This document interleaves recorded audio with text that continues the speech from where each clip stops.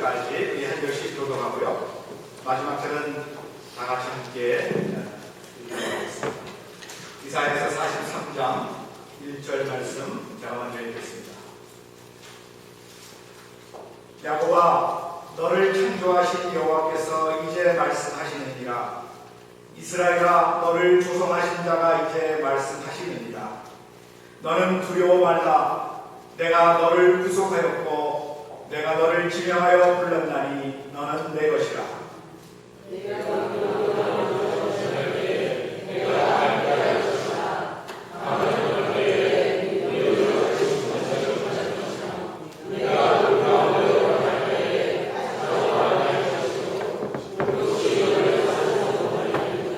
대전하는 여호와 네 하나님이여, 이스라엘의 거룩한 자여, 네 구원자이니라. 내가 애굽을 너의 속량물로 구스와 스바를 너의 대신으로 주었노라.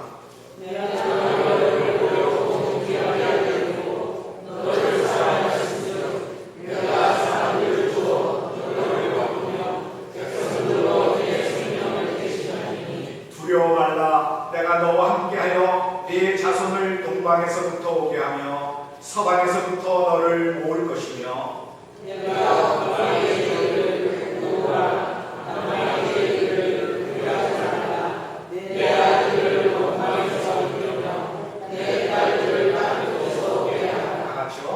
푸른 내 이름으로 일컫는 자, 곧 내가 내 영광을 위하여 창조한 자를 보게 하라. 그들을 내가 세우고 만들었느니라. 아멘.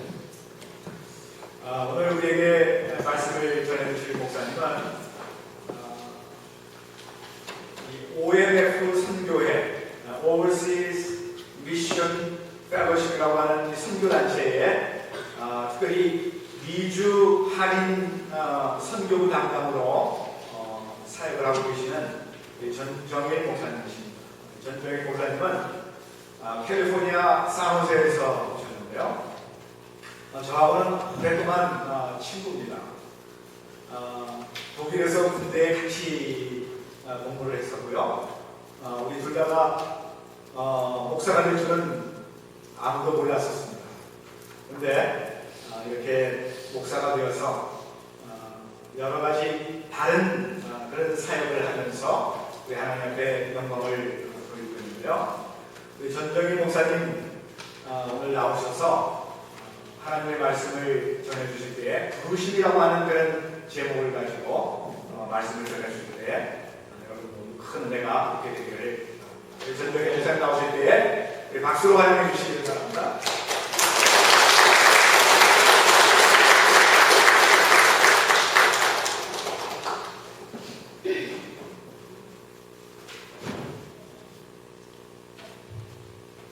너무 이렇게 저를 많이 쳐다보지 마세요. 부끄럽습니다. 오늘 여러분들이 그 찬양을 들으면서 또 우리 성도의 찬양을 들으면서 제가 이런 생각을 했습니다. 저는 아주 삭막한 캘리포니아에서 왔지 않습니까? 근데 여기 와보니까 얼마나 좋죠. 비도 어제 조금 맞았고요. 또 밖에 이렇게 보니까 정말 아름다운 그 나무들이 정말 이렇게 바람에 이렇게 막 흔들리는 것 같아요. 이렇게 흔들리고 있는데요. 오늘 여러분들의 찬양이 제 귀에는 그렇게 들렸습니다. 네. 그래서 어떤 마음이 들었냐면요. 그 찬양은 되게 두 가지의 의미가 있지 않습니까? 주 목적은 하나님께 영광 돌리는 소리인 거고요. 또 하나는 그 찬양 소리를 들으면서 저 같은 사람이 하나님 앞에 돌아오는 겁니다. 그래서 제 마음이 많이 편안해졌습니다. 감사합니다. 제가 섬기는 OMF 선교회는요, 1865년 허드슨 테일러 선교사라고 여러분 아세요? 제가 이렇게 허드슨 테일러라고 얘기하면 저희 자녀, 저희 아들들과 또 2세들은 못 알아들어요. 그래서 허드슨 테일러라고 얘기하면 제가 발음이 안 좋아도 알아듣는 것 같습니다. 그 허드슨 테일러 선교사가 중국의 복음화를 위해서 CIM China Internet Mission 선교회로 시작했습니다. 그 후에 중국의 의화란에 만으로 수많은 선교사들이 죽임을 당했습니다. 또 중국이 공산화되면서 중국에서 나오게 됐습니다. 그래서 중국에 나와서 우리 그 사역지 본부를 싱가포르로 옮기고 그 동남아를 향해서 언젠가 다시 한번 중국이 열리면 들어가리라 이렇게 생각하면서 중국을 바라보고 있었더니 중국이 열리지 않았습니다. 그러나 계속해서 여러분들이 저를 보는 것처럼 우리가 쭉 동남아를 바라봤더니 중국만 있는 것이 아니라 그 옆에 한국과 일본과 베트남과 수많은 우리하고 비슷하게 생긴 사람들이 있었습니다. 그래서 지금 이름을 동아시아 선교회를 열게 됐고요. 1965년이니까 100년 후죠. 100년 후에 OMF 오버시즈 미셔너리 펠로우십인데요. 처음에는 CIM China Inland Missionary OMF 이렇게 지었다가 다시 CIM은 떼어내고 그다음에 OMF라고 이렇게 부르게 되었습니다. 그리고 우리 한국은 1980년도에 첫 선교사를 파송하면서 국제 OMF와 함께 동역하게 됐죠. 한국에서 파송한 선교사님들이 이제 세계 30개 나라에서 파송되어 온 1,400명의 선교사들과 동남아에서 지금 사역하고 있습니다. OMF가 섬기는 동아시아 나라들은요, 우리는 모두 한국 사람들이니까 우리 한국을 중심으로 한번 우리 생각해 보겠습니다. 한국 남한에서부터 바다를 건너면 제일 먼저 만나는 나라가 일본이 됩니다. 그리고 조금 더 나가면 대만, 홍콩, 싱가포르, 또 필리핀, 인도네시아 같은 나라들을 만나게 됩니다. 그 다음에 또 말레이시아가 있습니다. 또 브루나이, 동티모르는 나라가 있습니까? 동티모르라는 나라도 만나게 되고요. 다시 쭉 들어와서 인도차이나 반도 태국으로 올라오게 되면 태국, 미얀마, 베트남, 캄보디아, 라오스 그러면서 다시 올라가면 무슨 나라가 나오나요? 우리를 몽골리아, 풍구스 이렇게 부르는데요. 우리가 딱 생긴 사람도 몽고가 나옵니다. 그래서 몽골에서 다시 조금 내려오면 우리가 처음 선교했던 중국이 커다랗게 펼쳐지죠.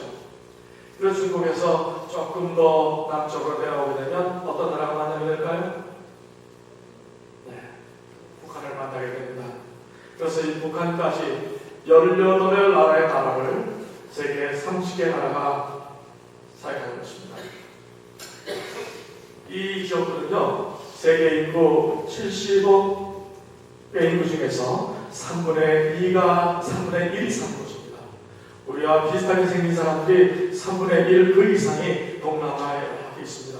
오늘 제가 여러분들과 하나님의 말씀을 나눌 때 동남아에 있는 사람들, 북한 사람들, 또 중국 사람들 이런 사람들을 여러분 머리에 떠올려 보시기를 바랍니다. 우리 잠깐 기도하십시오. 아버지 하나님, 복된 시간 주셔서 감사합니다. 주님의 말씀이 우리의 귀와 마음에 닿게 하시고 우리의 마음을 열어주실 뿐 아니라 하늘문도 열어주셔서 하나님의 크신 영광을 보게 주시옵소서. 하나님 앞에 가까이 가 하나님 한 분만으로 만족하며 하나님을 기뻐하며 즐거워하게 하시옵소서. 예수는 이름으로 기도드립니다. 아멘. 오늘 부르심이라는 말씀으로 제목으로 이사야서 43장 1절부터 7절까지를 한번 알아보겠는데요. 여러분들 성경을 한번 펴서 물배에 놓으시기 바랍니다.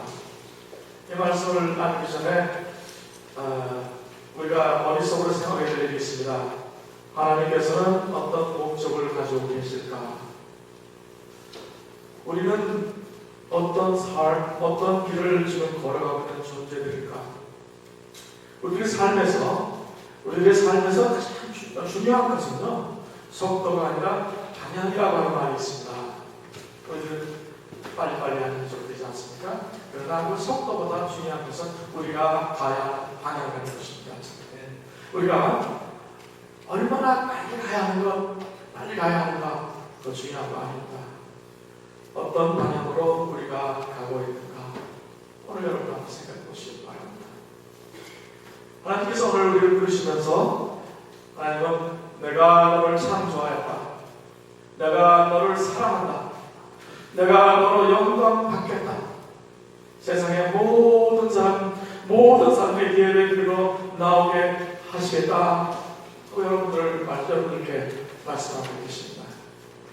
우리 이사야서 43장 1절을 우리 함께 다시 한번 읽어볼까요? 제 버전과 여러분 버전이 조금 다를 수 있습니다. 그러나 한 성경입니다.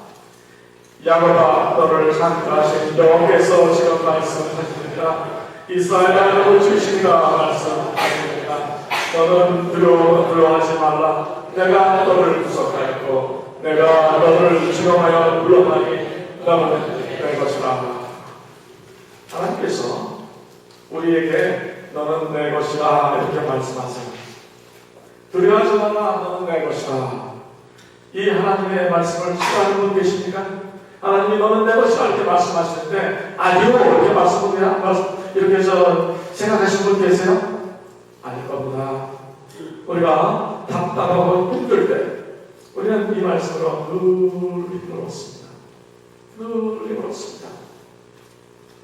우리가 성경을 한번 생각해보면요. 여러분이 성경의 첫 장을 들추시면 제일 첫 번째로 나오는 말이 무슨 말씀이냐면요. 태초에 하나님이 천지를 창조하시니라 이렇게 시작합니다. 창조 하나님이 하셨는데요. 창조하신 다음에 하나님께서 보기에 좋았다 라고 말씀하세요. 얼마나 보기에 좋으셨으면 하나님이 참 좋다 이렇게 말씀하세요. 더더욱이나 우리 사람들을 향해서는요. 하나님의 형상으로 창조하셨다고 우리 귀에 들려주고 계세요. 여러분들 모두는요. 하나님의 형상으로 창조된 하나님의 보기에 참 좋았다 라고 말씀하시는 분들이세요. 창세기 1장을 계속해서 살펴보면 하나님이 이 세상을 축복하시기 위해 창조하셨음을 분명히 하나님께서 말씀하고 계세요.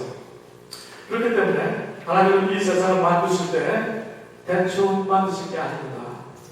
하나님의 모든 지혜와 지식과 능력을 통해서 하나님께서 이 세상을 만드셨습니다.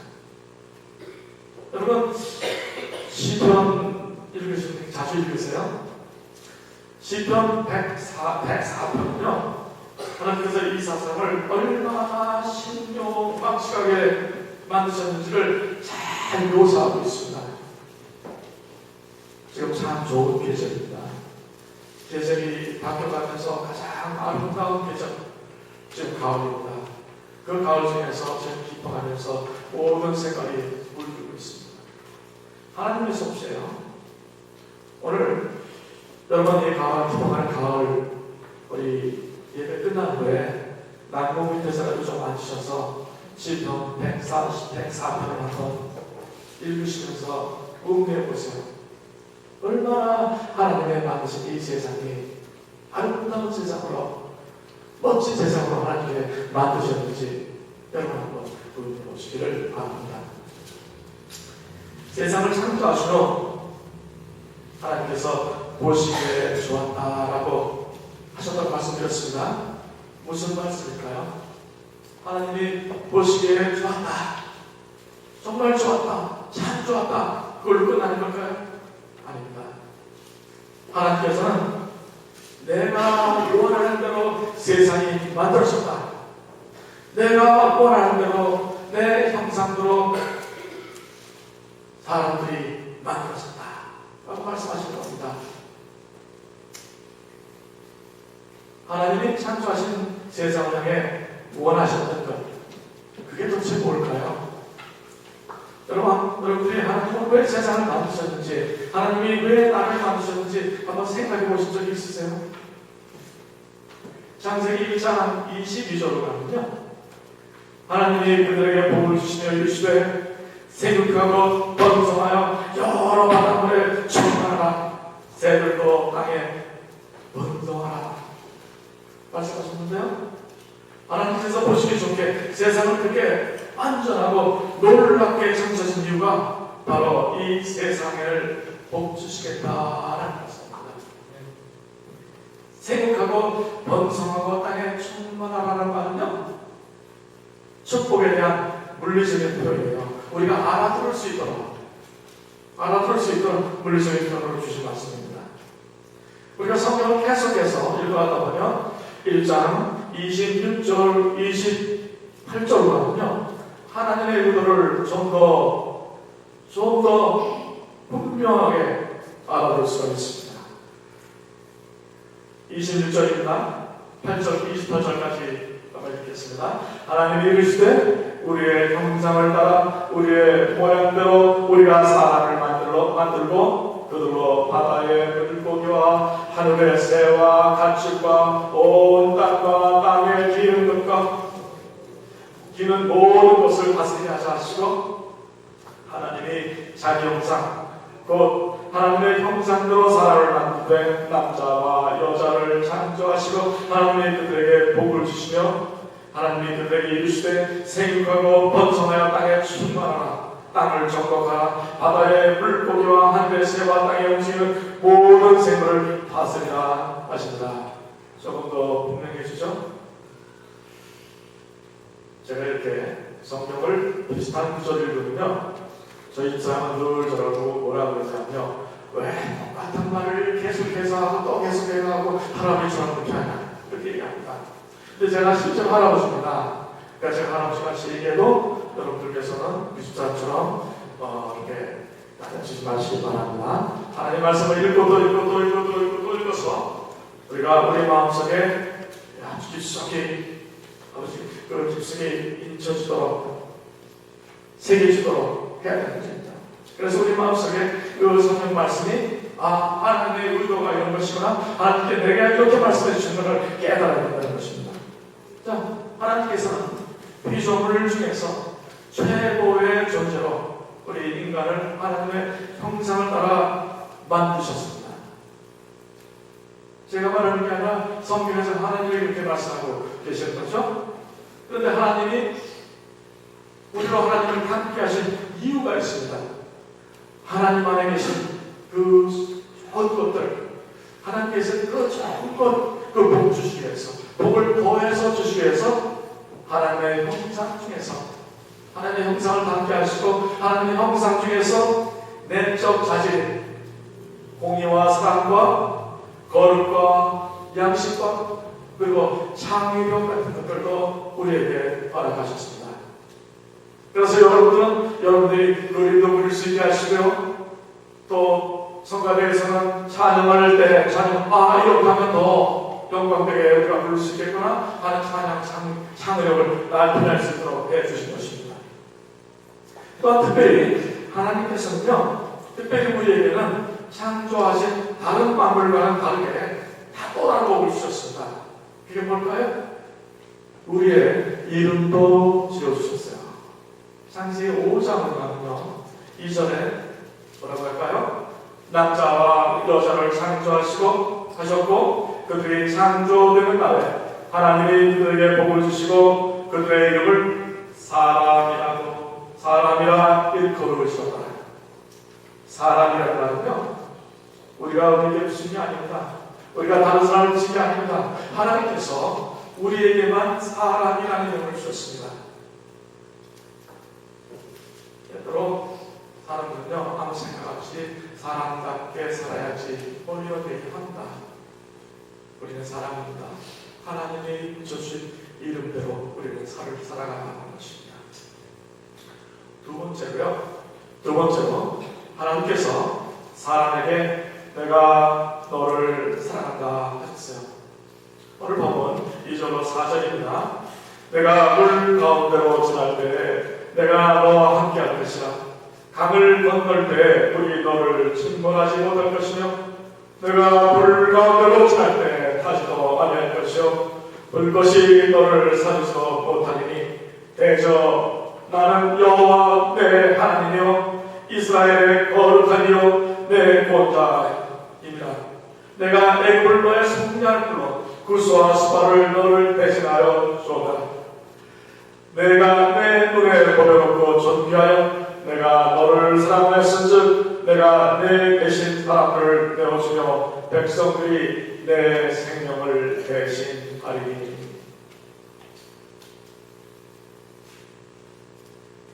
이렇게 이루군요. 성경 말씀이 이렇게 나오군요. 여러분 반응이 어떻게 되느냐면요. 해야 될 겁니다. 우리 장로교회들 맞죠? 우리 장로교회들은 뭔가 장로교회들의 장점을 깎는 것이 좋다라고 생각하는데요. 근데 저는 그게 다 좋은 것만 아니라고 생각합니다. 다른 건 모르겠는데요. 성경 말씀이 선포되어질 때, 읽어질 때, 내 마음에 성경 말씀이 다가올 때, 그때는 하나님을 바라봐야 되는 겁니다. 우리에게 주신 일이 왜 우리가 입을 가지고 있겠습니까? 왜 목소리를 갖고 있겠습니까? 아멘 하는 것이 부끄럽습니까? 저는 절대 부끄럽다고 생각하지 않습니다. 저는 장로교 교인 중에서도요, 저도 저보고 사람들이 뭐라 그러냐면요, 제 별명이 꼴통입니다. 아주 보수주의자라고 얘기하는 겁니다. 제 친구 정재영 목사님하고 늘 그런 문제로 조금씩 우리가 눈을 비죠. 하나님은 사람이 우리를 사랑하실 때 하나님은 말로만 사랑한다, 너와 함께 할 것이다, 이렇게 말씀하지 않으셨습니다. 직접 하나님이 우리 가운데 말씀이 육신 되셔서 예수 임마누엘의 이름으로 찾아오셨습니다. 우리를 구원하시기 위해서 예수의 이름으로, 우리와 함께 하시기 위해서 임마누엘의 이름으로 우리 가운데 오셨습니다. 우리가 크리스마스가 될 때쯤 되면 성경을 다시 읽어봐야지, 그러면서 그걸 상고하는 말씀이 있습니다. 어떤 말씀일까요? 빌립보서인데요. 너희 안에 이 마음을 품으라. 그리스도 예수의 마음이니 그는 근본 하나님의 본체시나 하나님과 동등됨을 줄 것을 여기지 아니하시고 오히려 자기를 비워 종의 형체를 가지사 사람들과 같이 되셨고 사람의 모양으로 나타나사 자기를 낮추시고 죽기까지 복종하셨으니 곧 십자가에 죽으시리라. 아멘. 오늘 성가대의 두 번째 찬양을 들으면서 제 마음이 참 좋았습니다. 그렇지. 예수님 오셔서 십자가에서 죽으셨지 하는 생각을 다시 하게 됐습니다. 찬송 참 잘 부르셨습니다. 누가 부르셨는지요? 마음으로만 한번 듣시길 바랍니다. 정말 잘 부르셨습니다. 그런데요, 하나님인 예수님께서 우리와 함께 하시기 위해 오실 때 어떤 일이 있었는지 아십니까?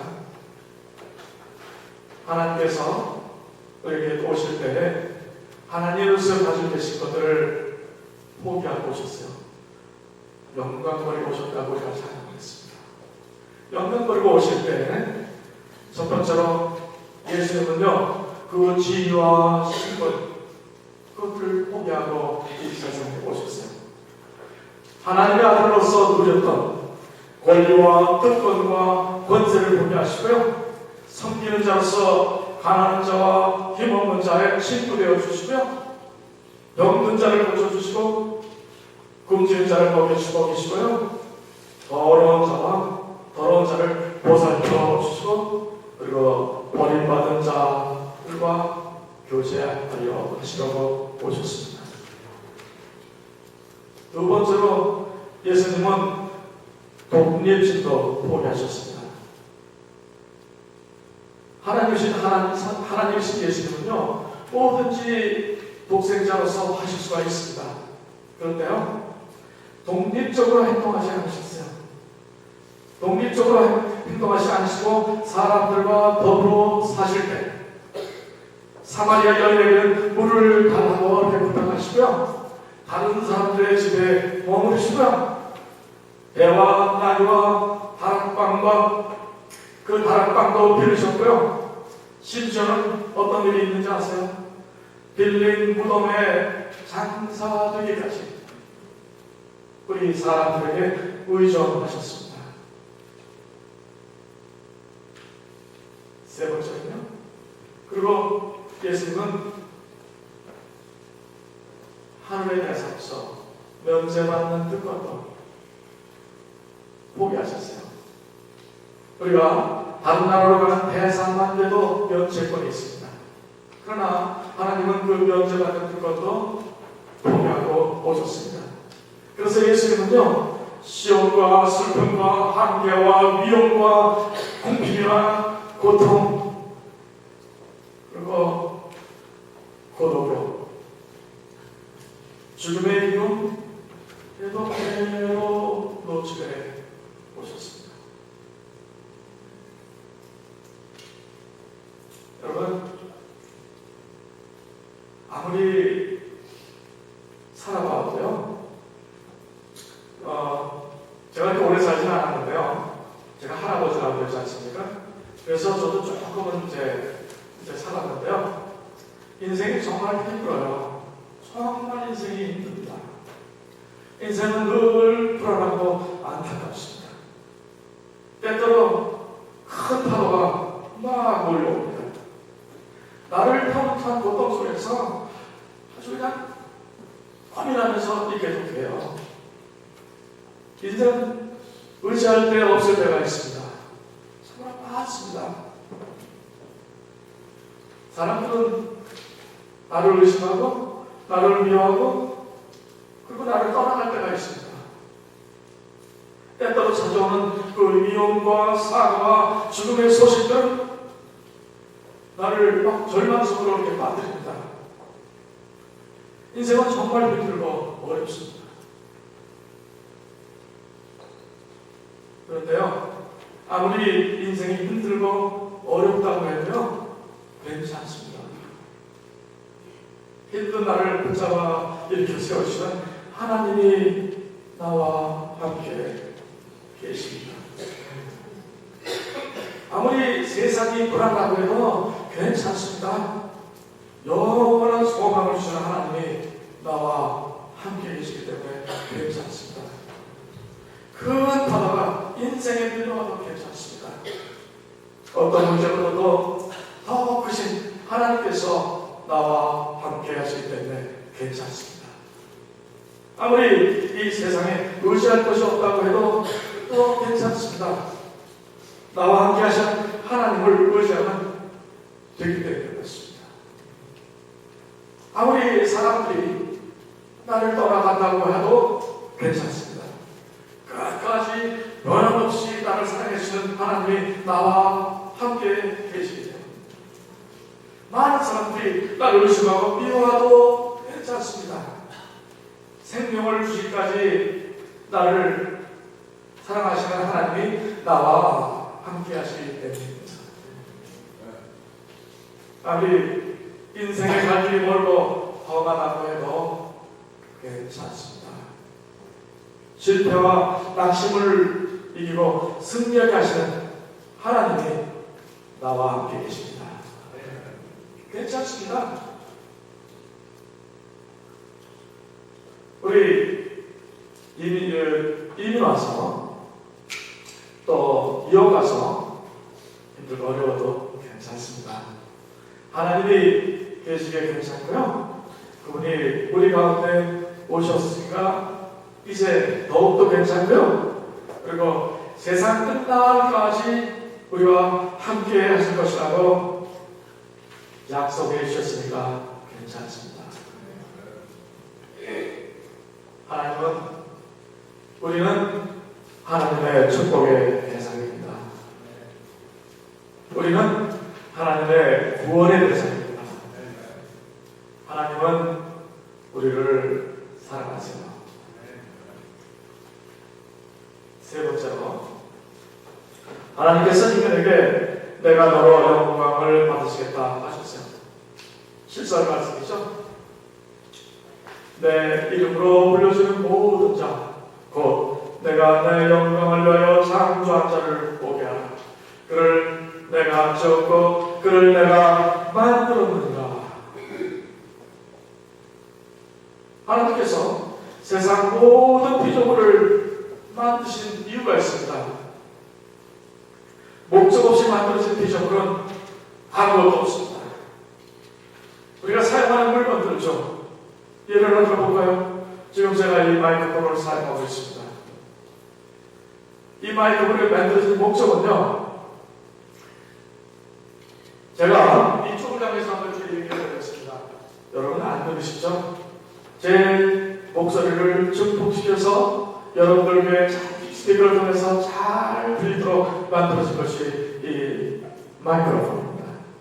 그런데 이 마이크로폰을 통해서 나가는 목소리가 들려주지 않는다면 만들어진 이유가 없는 것입니다. 하나님께서 인간을 창조하시고 복을 주신 이유가 분명히 있습니다. 성경은 영광 받으시기 위해서 사람을 창조하셨다고 말씀하셨어요.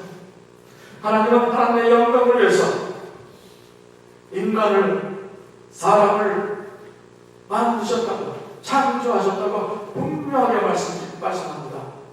우리가 해야 되는 게 뭐라고요? 하나님께 영광 드리기 위해서입니다. 하나님 주신 그 엄청난 축복, 이 세상도 주셨고요, 우리 사람, 우리에게는 이 사람의 이름도 주셨고요, 이 모든 것, 이 엄청난 축복에 대해서 인간은, 우리는 하나님 앞에 반응하게 되어 있습니다. 보통 우리는 두 가지 반응하게 되는데요. 축복받은 인간이 하나님께 보이는 반응이 어떤 것이 있을까요? 아까 크리스마스 얘기를 했습니다. 어떤 크리스마스나 특별한 날이 왔을 때 여러분의 자녀들이나 여러분이 사랑하는 사람에게 선물을 준다면 어떤 반응이 나타날까요? 첫 번째로 여러분이 사랑하는 사람이 Thank you, 정말 I love you 할 겁니다. 너무나 좋아서.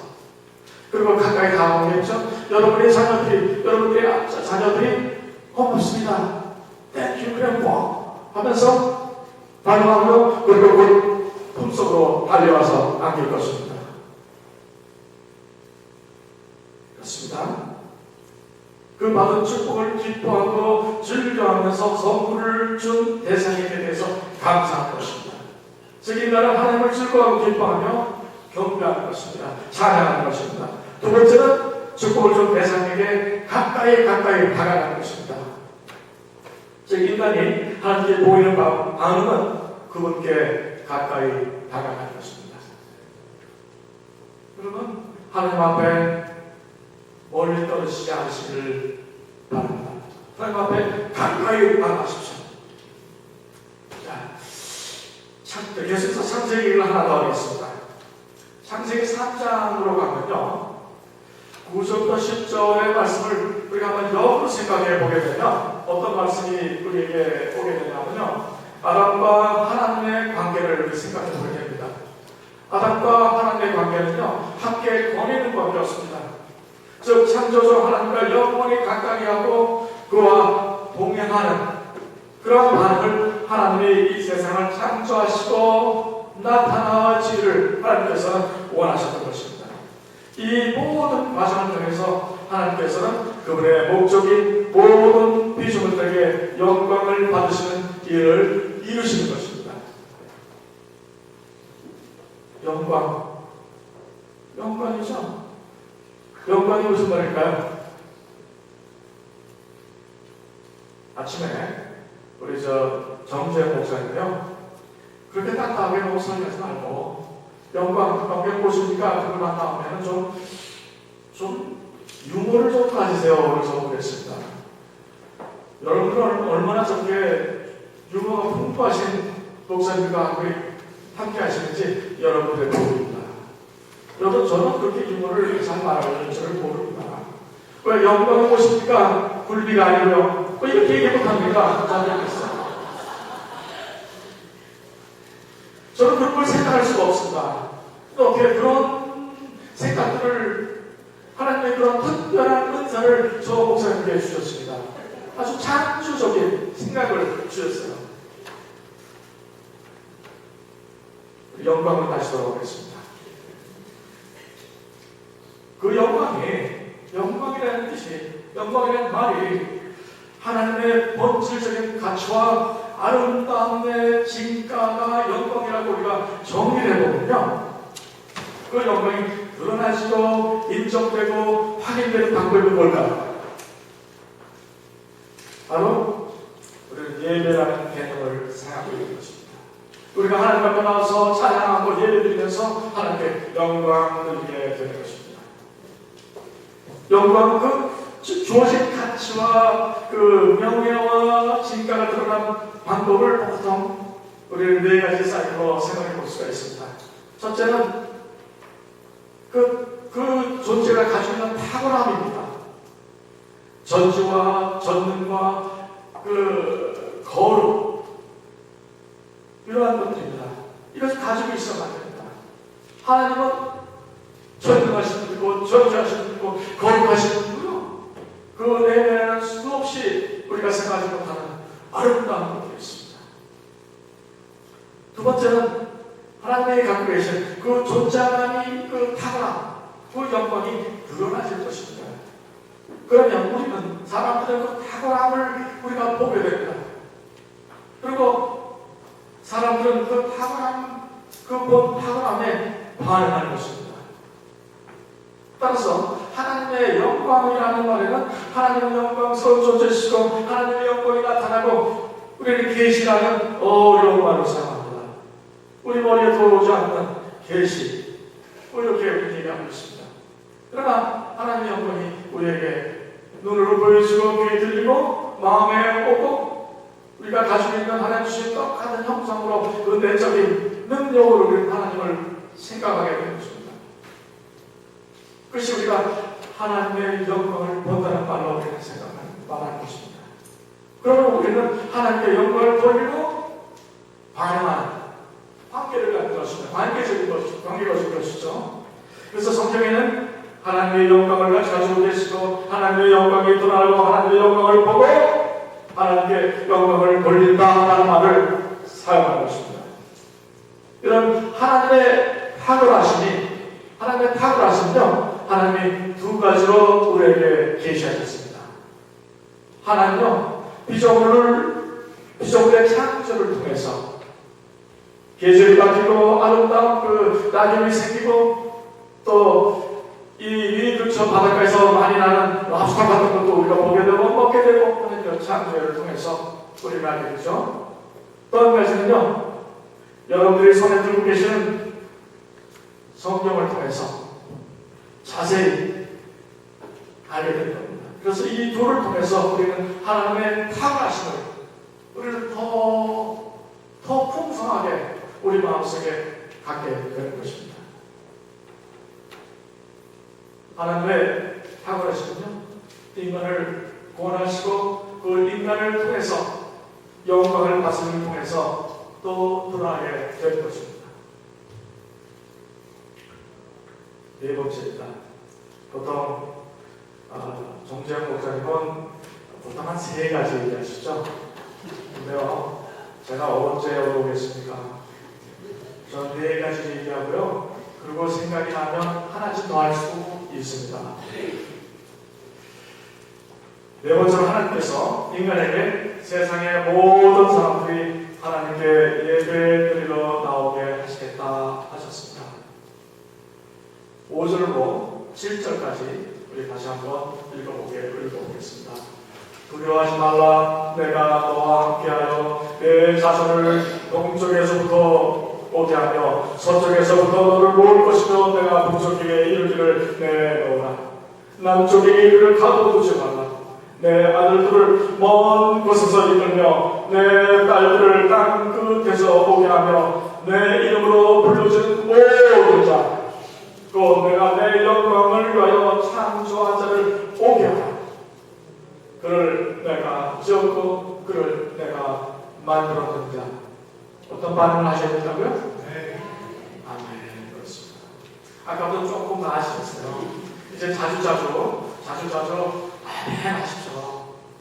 아멘 소리를 할 때마다 여러분들의 마음이 즐거워지실 것입니다. 하나님의 영광을 위해 창조된 인간들이 그 존재 목적을 상실했습니다. 그리고 제가 조금 전에 보다 보니까 제가 별로 이렇게 탐탁하게 생각하는 건물이 하나 있었습니다. 무슨 건물을 얘기하시는지 여러분 알 겁니다. 존재의 목적을 상실한 인간들이 세상의 우상에게 경배하고 절하고 있는 것, 여러분 아시죠? 모르시는 분들은 눈을 좀 크게 뜨시고 세상 사람들이 어떻게 하고 있나 보시기 바랍니다. 그런 행위를 하나님은 원하시지 않으세요. 하나님께서는 세상의 모든 사람들이 하나님께서 허락하시는 구원을 받기를 원하세요. 그리고 모든 사람들이 하나님께 경배드리기 위해 나오는 것을 원하세요. 동서남북에서 하나님의 영광을 위해 창조된 하나님의 백성들이 구원받고 하나님 앞에 나와서 하나님을 예배하고 찬양하는 길, 그 일이 일어나게 하기 위해서 하나님께서는 저와 여러분을 이곳에 있게 하셨습니다. 여러분들이 어떠한 이름으로 여기에 모이셨는지 아세요? 영생입니다. 영생. 영원한 생명. 여러분들은요, 영생이라는 이런 이름을 가지고 여러분 안 될 것입니다.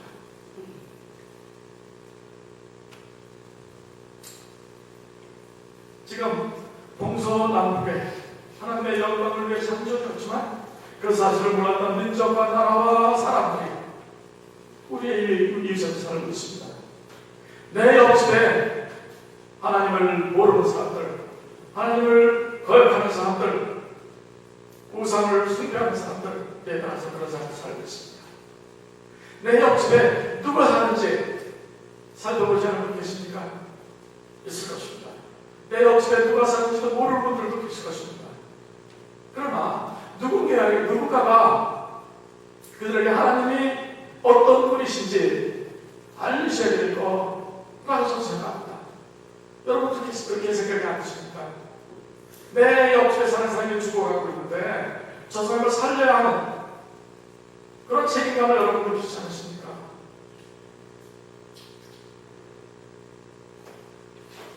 동서남북에 하나님의 이름을 알리기 위해서 하나님은 역사 속에서 열정을 품은 그 사람들을 사용하셨습니다. 1792년도에요. 하나님께로부터 위대한 일을 기대하라. 하나님을 위하여 위대한 일을 시도하라. 막 외치면서 인도로 떠난 사람이 있었습니다. 그 사람의 이름은 윌리엄 캐리라는 사람입니다. 여러분들의 교정에는 윌리엄 캐리가 누가 하는 그런 교정이세요. 그럼요, 잘 모르시는 분은 제가 얘기 잘 안 하겠습니다. 그러면 1865년에 제가 속해 있는 오버시즈 미셔너리 파울로스의 그 전신인 CIA China Inland 미션 중국 내지 선교를 세우고 중국인들을 위해서 일생을 진 허드슨 페어가 있습니다. 허드슨 페어. 7대의 가정이 할아버지와 허드슨 페어의 아들이 그 아들이 그 아들 그 아들 그 아들 7대가 아니 9대가 지금도 중국에서 중국 사람들을 위해서 사역하고 있습니다. 우리는 늘 우리 장로교인들은요 늘 이렇게 얘기해요. 나는 날 때부터 신앙에서 못해 신앙이야. 자랑스럽게 훈장을 누리고 있습니다. 또 어떤 사람들은요, 나는 몇 시에 나는 하나님을 영접했지. 나는 새로운 생명이야. 이렇게 합니다. 그러면서 즐거워하고 자랑하죠. 자, 허슨 테일러는요, 영국 사람입니다. 허슨 테일러는 아주 특별한 계산법을 가지고 있었습니다.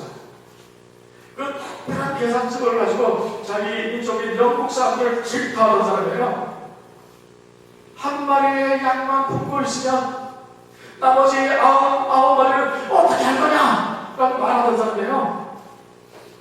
아니라는 믿음을 소유한 사람들, 하나님의 목적을 보지 못하는 사람들, 현실에 만족하는 사람들, 그 영국 사람들 그 편협함에 나머지 99마리 저 사람들은 어떻게 할 거냐?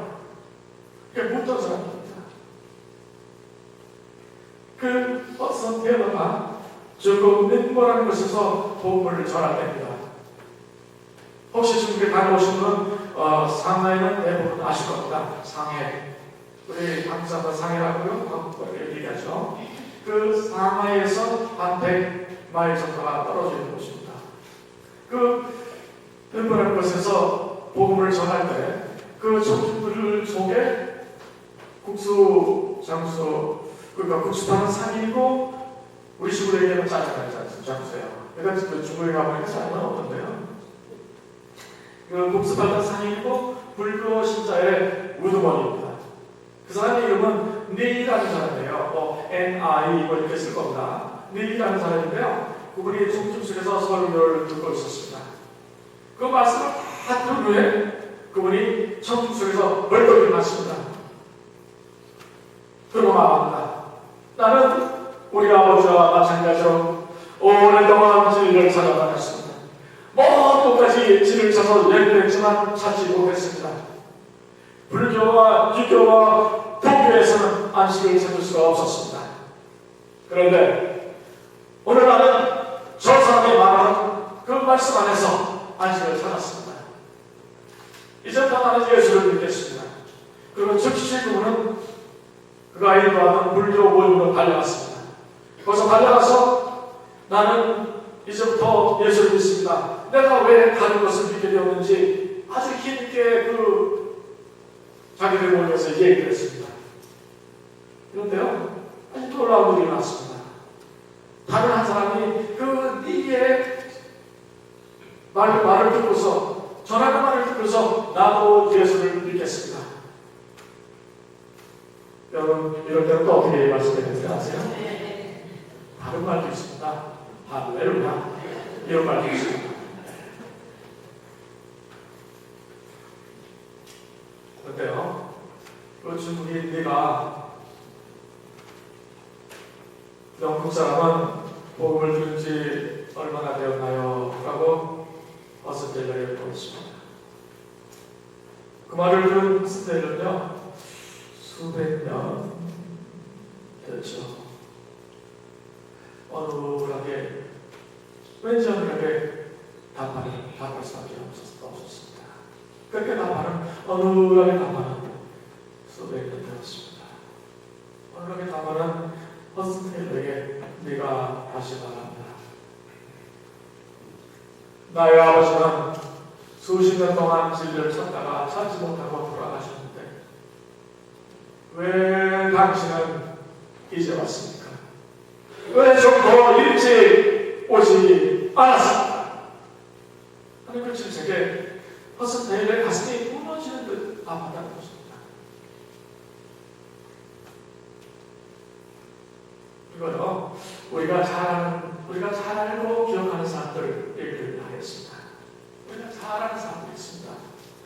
1885년 조선 땅에 공식적으로는 우리 조선 최초의 선교사가 있습니다. 여러분 잘 아시는 이름입니다. 아펜셀러와 언더우드. 아펜셀러와 언더우드.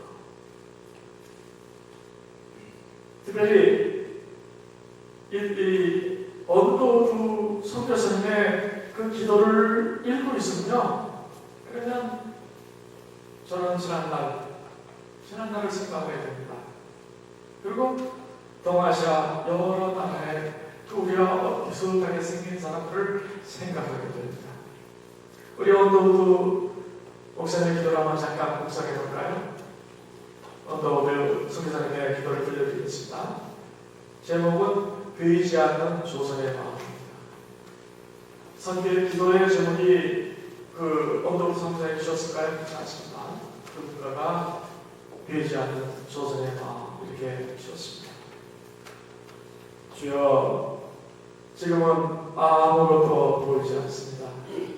주님, 메마르고 가난한 땅, 나무 한 그루 시원하게 살아오지 못하고 있는 땅에 저희들을 옮겨와 심으셨습니다. 그 넓고 넓은 태평양을 건넜는지 그 사실이 있었습니다. 주께서 붙잡아 뚝 떨어뜨려 놓으신 듯한 이곳, 지금은 아무것도 보이지 않습니다. 보일 것은 고집스럽게 얼룩진 어둠뿐입니다. 어둠과 가난과 인습에 묶여있는 조선 사람들 뿐입니다. 그들은 왜 묶여있는지도 고통이라는 것도 모르고 있습니다. 고통인 줄 모르는 자들에게 고통을 벗겨주겠다고 하면 의심부터 하고 파업합니다. 조선 남자들의 속셈이 보이지 않습니다. 이 나라 조선의 내심도 보이지 않습니다. 가마를 타고 다니는 여자들을 영영 볼 기회가 없으면 어쩌나 조선의 마음이 보이지 않습니다. 그리고 저희가 해야 할 일이 보이지 않습니다. 그러나 주님 순종하겠습니다. 검사에게 순종할 때 주께서 일을 시작하시고 그 하시는 일을 우리의 영적인 눈이 볼 수 있는 날이 있을 줄 믿나이다. 믿음은 바라는 것들의 실상이요 보지 못하는 것들의 증거니 라고 하신 말씀을 따라서 조선의 믿음의 앞날을 볼 수 있게 될 것을 믿습니다. 지금은 우리가 항구주의 맨손으로 서 있는 것 같사오나 지금은 우리가 서양 귀신, 양 귀자라고 손깍지를 받고 있사오나 저희들이 우리 영혼과 하나의 것을 깨닫고 하늘나라의 한 백성, 한 자녀를 알고 눈물로 기뻐할 때가 있을 줄 믿나이다. 지금은 예배드릴 예배관도 없고 학교도 없고 그저 경계의 의심과 멸시와 전담이 가득한 곳이지만 이곳이 머지않아 은총의 땅이 되는 것을 믿습니다. 주여 제 믿음을 붙잡아 주소서.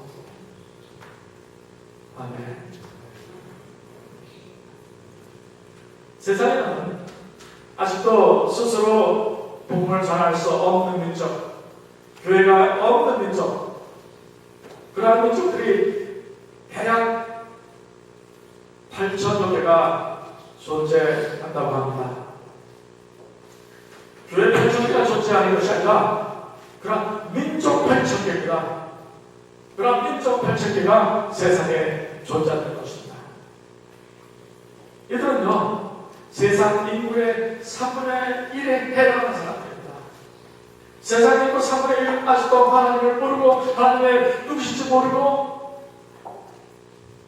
살고 있다는 것입니다. 여러분, 어쩌면 우리도 버스 테일러 때 영국 사람들처럼 한 마리 양만 끌어안고 있는, 한 마리 양만 끌어안고 만족해 하는 사람인지도 모릅니다. 수십 년 전 아펜서로와 언더우드 선교사님이 우리가 떠나온 땅, 그 땅에 발을 디딜 때 그 땅을 우상 숭배와 죽음의 땅이라고 표현했습니다. 그러나 그 25살짜리 선교사님들, 그 25살짜리 젊은이들이 뿌린 그 복음의 씨앗으로 인해서 지금 우리가 떠나온 땅이 어떻게 변해있는지, 하나님의 축복의 땅으로 변해있는 이 땅인 것을 저와 여러분들은 잘 알고 있습니다. 그리고 저와 여러분은요, 아직도 세상에서 가장 부강한 나라, 이 미국에 살고 있습니다. 늘 우리가 힘들고 어렵다고 그렇게 내 자신을 위해서 말하고 있지만요, 여러분, 우리는 믿음 생활에 전혀 불편함이 없습니다. 믿음 생활에는 전혀 불편함이 없습니다. 그런데요, 지금 이 미국에도 우상과 죽음의 그림자가 곳곳에 넘쳐나고 있을 것입니다.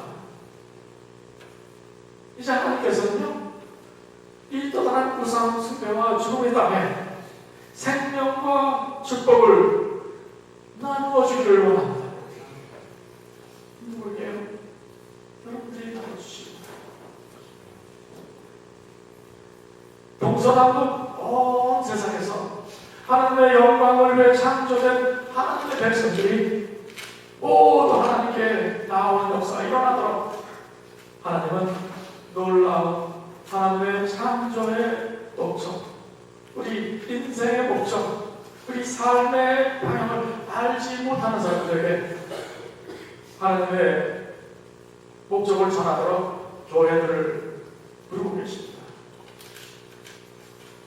핀지 영생 장로회 여러분들을 부르고 계십니다.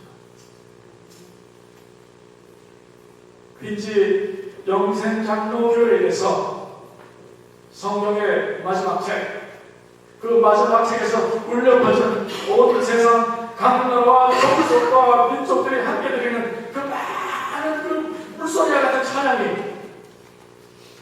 하나님께 드려주기를 축원합니다. 기도하겠습니다. 아버지 하나님, 부러시도 은혜를 감사드립니다. 모르시는 자들로 숨쉬며 주인 날들을 살아갈 때 헛되게 발걸음 옮기며 먹고 마시며 향락으로 달려가는 자가 아니라 세상의 유혹과 어리석은 자랑에 마음이 상하는 자가 아니라 찬양하며 예배하며 주 바라보는 자들로 불러주시고 동서남북의 복음을 전하며 살아가게 하시는 감사드립니다. 참으로 소망의 날에 주 앞에 설 때까지 세상을 이기는 굳센 자를 되어주시게 하실 뿐만이 아니라 세상의 허다한 사람들과 함께 많은 물소리와 같은 찬양으로 주를 영원하게 하는 사람들을 다 되어주게 해 주시옵소서. 임마누엘 예수님의 이름으로